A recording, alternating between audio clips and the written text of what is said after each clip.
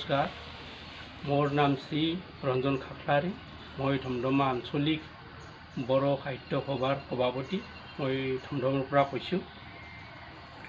সংবাদ মাধ্যমৰ জৰিয়তে অতি দুখেৰে জনাবলৈ বিচাৰিছোঁ যে ধমধমা আঞ্চলিক বড়ো সাহিত্য সভাৰ সোণালী জয়ন্তী উদযাপন তথা 50 সংখ্যক বাৰ্ষিক অধিৱেশন আৰু লগতে নলবাৰী জিলা বড়ো সাহিত্য সভাৰ 45 সংখ্যক বাৰ্ষিক অধিৱেশনখন চলিত মাহৰ 29, 30, 31 তাৰিখে বাক্সা জিলাৰ অন্তৰ্গত পূব গেলপেজাৰ গাঁৱত অনুষ্ঠিত হ'বলগীয়া অধিৱেশনখন যোৱা 18 জানুৱাৰী তাৰিখে ধমধমা আঞ্চলিক বড়ো সাহিত্য সভা, নলবাৰী জিলা বড়ো সাহিত্য সভা আৰু অভ্যৰ্থনা কমিটিৰ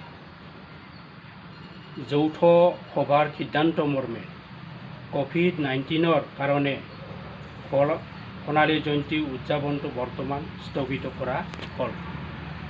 ক'ভিড পৰিস্থিতি ভাল হোৱাৰ পিছত আৰু চৰকাৰে ক'ভিড পৰিস্থিতিৰ SOP শিথিল কৰি দিয়াৰ পিছত উক্ত অধিৱেশনখন অনুষ্ঠিত কৰাৰ বাবে সিদ্ধান্ত গ্ৰহণ কৰে।